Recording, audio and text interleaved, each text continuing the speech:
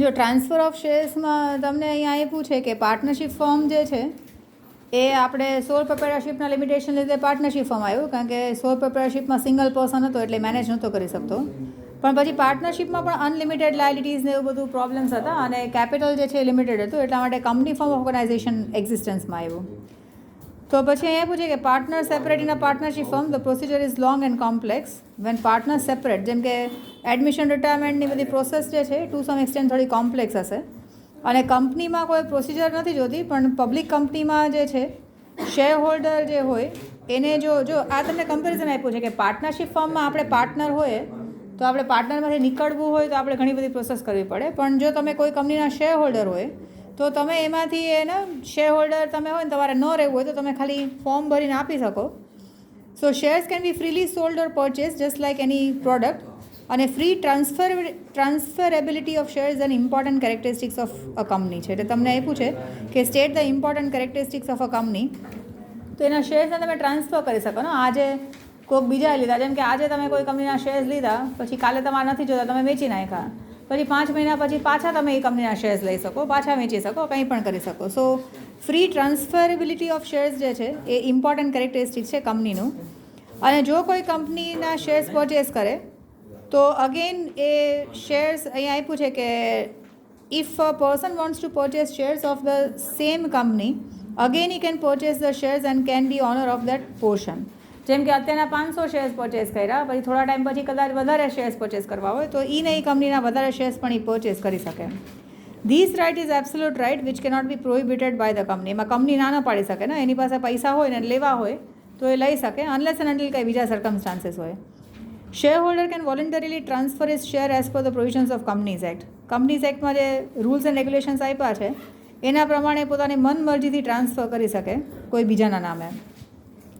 મોરઓવર when shares are compulsorily transferred by operation of law, તો એને આપણે ટ્રાન્સમિશન ઓફ શેર્સ કહી શકાય ને. કમ્પલસરી ટ્રાન્સફર થાય તો એને આપણે ટ્રાન્સમિશન ઓફ શેર્સ કહી શકાય. તો એ તમને ફર્ધર આપ્યું છે. પછી અહીંયા તમને શેર ટ્રાન્સફરનું મિનિંગ આપ્યું છે. તો શેર ટ્રાન્સફરમાં ના એક એવું પ્રોસેસ કે એવું ના એક એક્ટ કહી શકાય જેમાં શેર હોલ્ડર વોલન્ટરીલી સેલ કરે પોતાના શેર્સ કોઈ બીજા પર્સનને, waiving his right of ownership and transferring the title of shares in the name of other. ના વેવિંગ એટલે ના પોતે જતું કરે પોતાનો રાઇટ કે ભાઈ હવે આ શેર્સ ઉપર મને ડિવિડન્ડ નહીં મળે, જે એનો માલિક હશે હવે એને ડિવિડન્ડ મળશે એમ. સો ટ્રાન્સફરનો મિનિંગ આપ્યો છે કે ટ્રાન્સફર મતલબ શેર વોલન્ટરીલી ટ્રાન્સફર કરે. પછી અહીંયા તમને ટ્રાન્સફરનો ના મિનિંગ છે એ તમે કહી શકો when a share holder in anticipation of approval by a company. કારણ કે જ્યાં સુધી કંપની અપ્રૂવ નહીં કરે અને કંપની પોતાના રજિસ્ટર ઓફ મેમ્બર્સમાં નામ ચેન્જ નહીં કરે ત્યાં સુધી એ ટ્રાન્સફર પ્રોસેસ પૂરી નહીં થાય. સો ઇન એન્ટિસિપેશન એટલે કે રાહ જોવે છે કે કંપની એને રિક્વેસ્ટ કર્યું છે તો ટ્રાન્સફર ક્યારે કરી દે ને, ઓફિશિયલી ડોક્યુમેન્ટમાં ક્યારે ચેન્જીસ કરી દે. તો એ વોલન્ટરી વેવ કરે, મતલબ જાતું કરે પોતાનો right. His title of ownership or ownership right of shares in favour of other person or persons, જોઈન્ટમાં પણ કોઈને આપી શકે. And when there is a transfer of title of ownership of shares, તો એને આપણે ટ્રાન્સફર ઓફ શેર્સ કહી શકાય. અને એ વોલન્ટરી હશે, પોતાના મનમરજીથી એ પોતે બીજાના નામે શેર ટ્રાન્સફર કરતા હશે.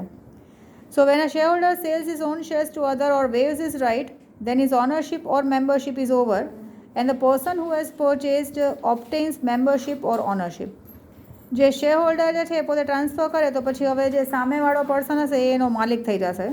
Here only one thing should be noted that this procedure is treated to be complete only when transfer is approved by a company. જેમ કે લેટ અસ છે કે કોઈ શેર હોલ્ડર કોઈ બીજા નામે ટ્રાન્સફર કરવા માગતો હોય, એ જેને ટ્રાન્સફર કરવા માગતો હોય ક્રિમિનલ હોય ને કંપનીને ખબર હોય કે ભાઈ આણે તો ઓલરેડી કેટલા ફ્રોડ કરેલા છે, તો કંપની ન ચાહતી હોય કે અમારા કંપનીમાં અમે આવા માણસને નહીં લઈએ એમ, તો કંપની ના પાડી શકે કે ભાઈ આવા માણસને ટ્રાન્સફર નહીં કરવા દે. અધરવાઇઝ કંપની જ્યાં સુધી અપ્રૂવ ન કરે ત્યાં સુધી એને વેઇટ કરવું પડશે ને. કંપની ઓફિશિયલી લેટરમાં અપ્રૂવ કરીને આપશે કે ભાઈ હા હવે તમે રિક્વેસ્ટ કરી હતી તો હવે તમારા આટલા શેર્સ આના નામે થઈ ગયા એમ. ક્લિયર છે ને એવું? પછી ઇમ્પોર્ટન્સ ઓફ શેર ટ્રાન્સફર છે કે આપણે આ શેર ટ્રાન્સફર શું કામ ફેસિલિટી આપી છે કંપનીએ. સો શેર ટ્રાન્સફર એ એક ઇમ્પોર્ટન્ટ પ્રોસિજર છે જેમાં શેર હોલ્ડર પોતાનો રાઇટ એક્સરસાઇઝ કરી શકે. પોતાને ન જોતા હોય તો થોડાક કાં તો બધા જ શેર્સ કોઈ બીજાના નામે ટ્રાન્સફર કરી શકે ન. અને share is a part of capital of a company છે. So it is a financial interest of a share holder. So it is movable asset છે અને એ ક્યાંય પણ કોઈ પણ લઈને આપી શકે. Share holder has a right to sell, right to gift, right to lease his share. અને ફોર ધીસ લોર્ડ બ્લેકબોર્ન જે છે એણે કીધું હતું કે main objective to start joint stock company is to provide easy transfer of shares to their members. એટલે easy transfer આપણે કરી શકીએ એટલા માટે જ આપણે આ જોઈન્ટ સ્ટોક કંપની કે પબ્લિક લિમિટેડ કંપની સ્ટાર્ટ કરી છે. So purchase and cell of shares is conducted in a share market and this is a source of capital છે.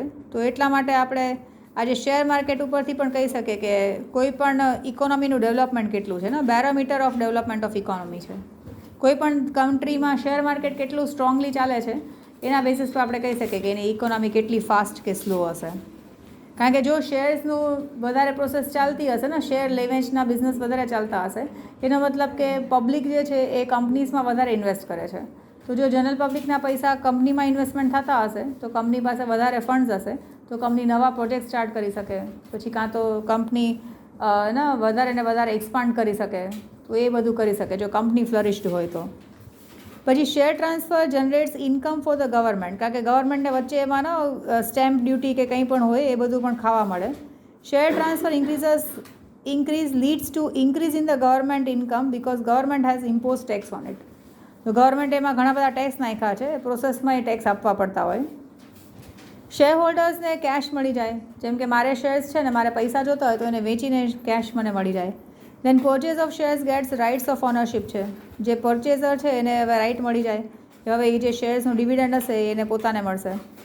Share holder is able to get benefits of market variation. માર્કેટના વેરિએશનમાં એને પણ કહી શકશે ને કે ભાઈ આજે સસ્તામાં લીધા, કાલે એના ભાવ વધી જશે તો એ વધારેમાં વેચી પણ શકશે એમ. Invested funds of inefficient units flow to efficient units. જેમ કે કોઈ કંપની એવી છે ઓર ના, જેમ કે આપણી પાસે પૈસા એમને પડ્યા હતા, આપણે કંઈ બીજો યુઝ નહોતો, પણ આપણે જો કંપનીને આપીએ તો કંપની એનાથી નવા પ્રોજેક્ટ સ્ટાર્ટ કરીને વધારે એમ્પ્લોયમેન્ટ ઓપોર્ચ્યુનિટીઝ પણ જનરેટ કરી શકે. સો ઇન્વેસ્ટેડ ફંડ્સ જે છે જે ઇનએફિશિયન્ટ યુનિટ્સમાં હશે અહીંયાથી આપણે એને એફિશિયન્ટ યુનિટ્સમાં નાખી શકીએ. જેમ કે લેટ છે કે કોઈ કંપનીનું કોઈ એક ઇનએફિશિયન્ટ યુનિટ કામ કરતું હતું જેના માટે કંપની પાસે ફંડ્સ નહોતા, બટ કંપનીએ શેર્સ ઇસ્યુ કર્યા ઓર કોઈએ ટ્રાન્સફર કર્યા ઓર એ જે પ્રોસેસ થયું એના લીધે પોતાનું જે યુનિટ જે છે એના માટે ફંડ્સ મળશે, તો કંપની પોતાનું જે ઇનએફિશિયન્ટ યુનિટ હશે એને પણ પ્રોફિટવાળું કરાવી શકશે. પછી share market and capital market grow as a result of share transfer છે. એટલે અલગ અલગ લોકો ટ્રાન્સફર કરતા રહે. જેમ કે આપણે શેર માર્કેટમાં આપણે કહીએ ને કે શેર્સના ભાવ ઉપર નીચે શું કામ થતા હોય? સો because of demand and supply કહી શકે. જેમ કે આપણે જ્યારે આપણે સેકન્ડ પાર્ટમાં શેર કેપિટલ કરશું ત્યારે વધારે ક્લિયર થશે કે કંપની ફોર્મ ઓર્ગેનાઇઝેશન તમે કંઈક આમ સ્કૂલ કે ચાલુ કરતા હોય એના જેવું છે. તો તમારી સિટિંગ કેપેસિટી 100ની છે તો તમે 100 સ્ટુડન્ટ્સને એકોમોડેટ કરી શકો. તો કંપનીની પાસે લિમિટેડ શેર્સ છે તો કંપની 100 લોકોને શેર હોલ્ડર તરીકે લઈ શકે. પછી જે ઓલરેડી શેર હોલ્ડરને આપણે લીધા હોય તો બહાર બીજા લોકોને પણ એ કંપનીમાં આવવું હોય તો એ લોકો શું કરે કે એને પૂછે કે ભાઈ, જેમ કે મારે એ કંપનીમાં શેર હોલ્ડર થવા હોય તો હું પૂછું કે તમે કેટલામાં શેર્સ લીધા, તો એ કે 10 રૂપિયામાં. તો હું એને કહું કે ભાઈ હું તને 15 રૂપિયા દેવા તૈયાર છું, પણ મને તું એ જગ્યા આપી દે ને, એ સીટ આપી દે, શેર આપી દે. સો એવી રીતે ડિમાન્ડ સપ્લાયને લીધે એ શેર્સ માર્કેટમાં પણ ડેવલપમેન્ટ થશે. તો એટલા માટે એ વધારે ઇમ્પોર્ટન્ટ છે. અને free share transfer leads to an increased span and scope of development of ઈ કંપની છે. તો કંપનીને પણ સારું પડશે કારણ કે કંપનીને પણ અલગ અલગ ઇન્વેસ્ટર્સ મળતા રહેશે. So provisions of transfer is specified in articles of association. Sometimes અમુક રેસ્ટ્રિક્શન હોઈ શકે.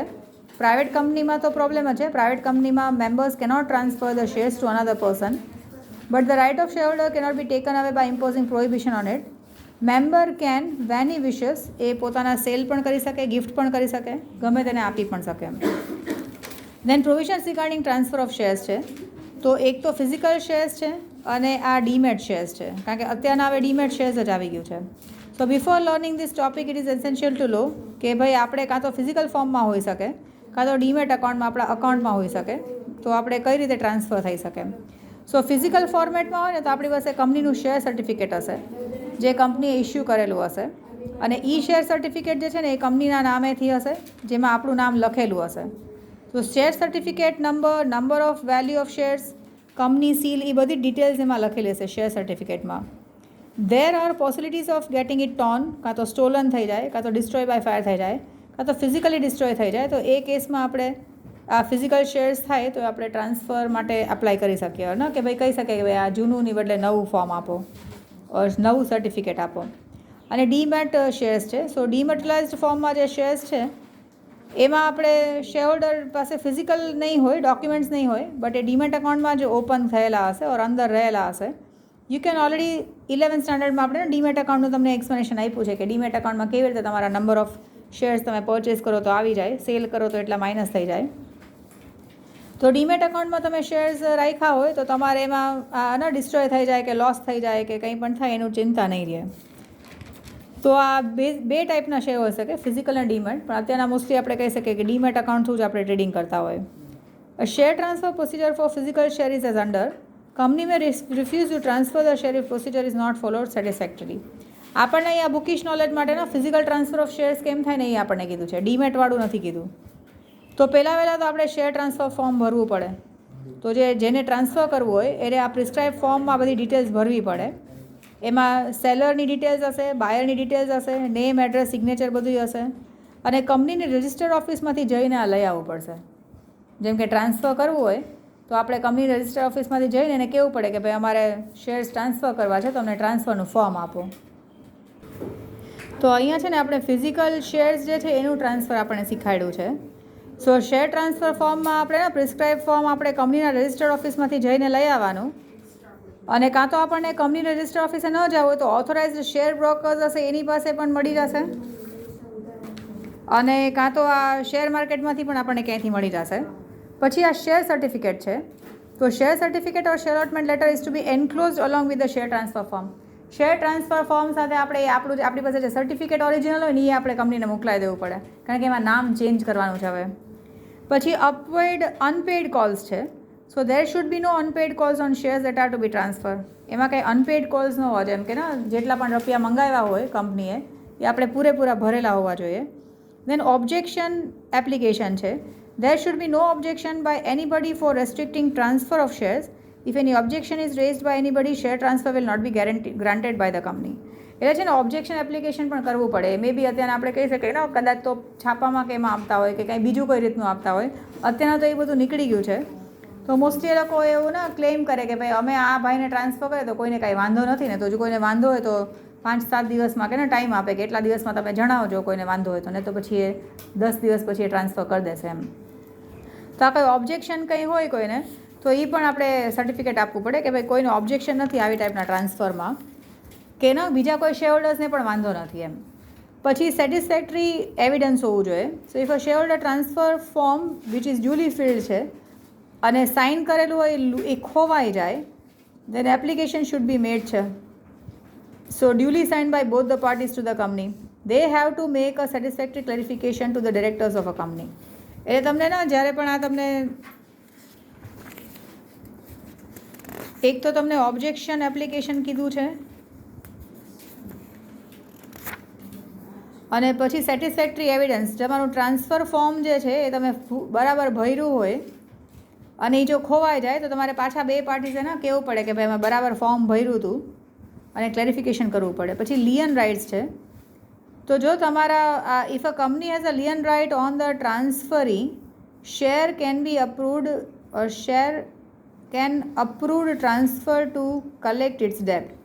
લિયન રાઇટ્સમાં છે ને કંપનીના જેમ કે મારી પાસે શેર્સ હોય અને એ મેં ક્યાંક ગીરવે મુકાવ્યા હોય અને કંપની પાસે જે ગીરવે મુકાવ્યા ને લિયન લખેલું હોય, તો એ કેસમાં આ જે ટ્રાન્સફરી જે છે એ ઘણી વખત એપ્રૂવ કરે તો પછી એણે પણ સ્વીકારવું પડે કે એ ડેપ્ટ તરીકે છે. જેમ કે મેં લેટસે કે એ લિમિટેડ કંપનીના શેર્સ મેં પરચેઝ કર્યા છે, પછી એ લિમિટેડ કંપનીની સાથે મારે કંઈ ડીલિંગ થયું ને તેમાં મારે એ કંપનીને કંઈક પૈસા દેવાના થતા હતા, એટલે એ કંપનીએ મારા શેર્સ લિયન તરીકે રાખ્યા અને એને ગીરવે મુકાવ્યા એવું કહી શકાય.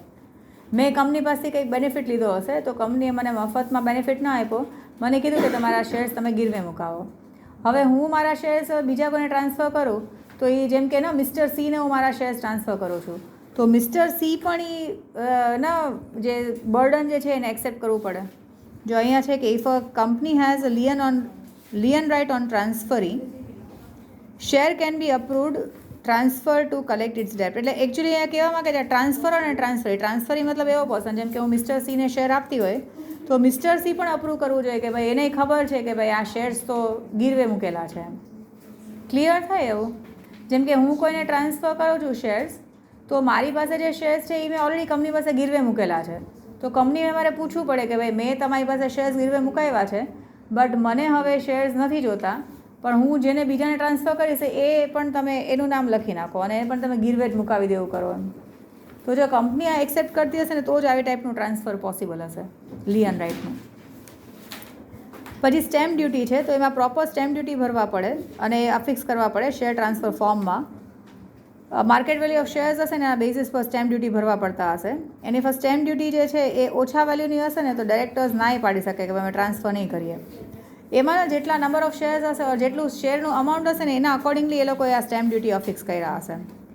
પછી share certificate to new share holder. એક વખત આ બધી પ્રોસેસ પૂરી થઈ ગઈ તો પછી આ જે શેર સર્ટિફિકેટ જે છે એ કંપની અપ્રૂવ કરશે આ ટ્રાન્સફર અને નવા શેર સર્ટિફિકેટ આપશે જેમાં નવા શેર હોલ્ડરનું નામ હશે. વિધિન 1 month એ લોકો કરતા હશે. So sends change share certificate to the new shareholder within 1 month. પછી રિજેક્શન ઓફ શેર ટ્રાન્સફર છે. So share transfer can be rejected in case register of companies જે છે ને એ કોઈ રેસ્ટ્રિક્શન લઈ આવ્યા હોય or court of law has given a verdict of no transfer on those shares.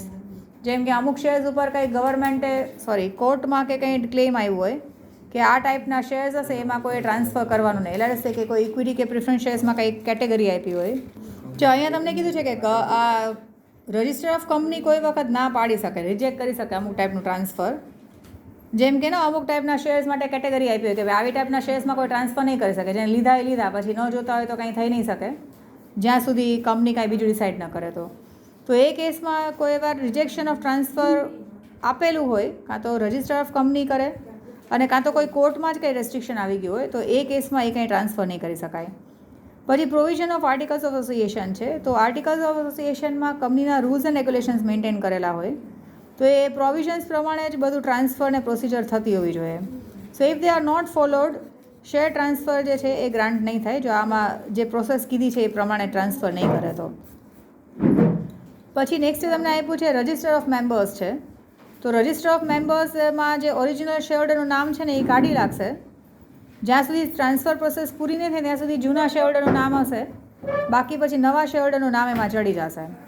અને હવે જે ડિવિડન્ડનો રાઇટ જે છે એ ટ્રાન્સમિશન કે ટ્રાન્સફર થયા પછી હવે જે નવો શેરહોલ્ડર હશે ને એને જ એ રાઇટ મળશે. So in case transmission is not completed expired member or insolvent members is entitle to get dividend. એટલે આ ટ્રાન્સફરની બદલે ટ્રાન્સમિશનનું કીધું છે. ટ્રાન્સફરના કેસમાં જે હવે નવો શેરહોલ્ડર હશે ને એને ડિવિડન્ડ મળશે. ટ્રાન્સમિશન હશે તો જ્યાં સુધી ટ્રાન્સમિશન કમ્પ્લીટ ન થાય તો કાં તો એક્સપાયર્ડ મેમ્બર કાં તો ઓર ઇન્સોલ્વન્ટ મેમ્બર એને ડિવિડન્ડ મળશે, એવું ખાલી અહીંયા ભેગું લખેલું છે. અને જો સિંગલ પર્સન કંપની હશે so on the death of a sole member person nominated by him જે છે એ પોતે થઈ જશે શેર હોલ્ડર અને બધા જ શેર્સ એના નામે હશે કારણ કે સિંગલ પર્સન કંપની જ છે જેમાં એક જ શેર હોલ્ડર છે. The nominee should be informed of such an event by the board of directors of a company. નોમિનીને ખબર પાડવી જોઈએ કે ભાઈ આ જે હવે જે મેઇન પર્સન હતા એ મરી ગયા છે તો હવે તમને નોમિની તરીકે અપોઇન્ટ કર્યા છે તો હવે શેર્સ બધા તમારા નામે થઈ જશે. Such a nominee shall be entitled to the same dividends and other rights and liabilities. જે મેમ્બર્સને મળતા હતા એ બધા રાઇટ્સ અને રિસ્પોન્સિબિલિટીઝ કે લાયબિલિટીઝ એના માટે હશે. And on becoming member such nominee can nominate any other person subject to a return consent by a person. તો એક વખત એ નોમિની થઈ જાય, આ મેમ્બર જે છે નોમિની જે છે એ મેમ્બર થઈ જાય તો પછી એ બીજા કોઈને પણ કંઈ પણ રીતે ને અધર પર્સનને પોતે નોમિનેટ કરી શકે. જેમ કે મિસ્ટર એ નોમિનેટ કરીને ગયા હતા મિસ્ટર બીને, તો મિસ્ટર એ મરી ગયા તો મિસ્ટર બીને શેર આવ્યા, તો હવે મિસ્ટર બી પણ એવું નોમિની કોકને કરી જવું જોઈએ ને કે એ મરી જાય તો કોને મળે એમ. તો જે નોમિનેટ કર્યું હોય એ જે નોમિનેશન જેને કર્યું હોય એ જ્યારે મેમ્બર થઈ જાય ત્યારે એ પણ બીજા કોઈને નોમિનેટ કરી શકે.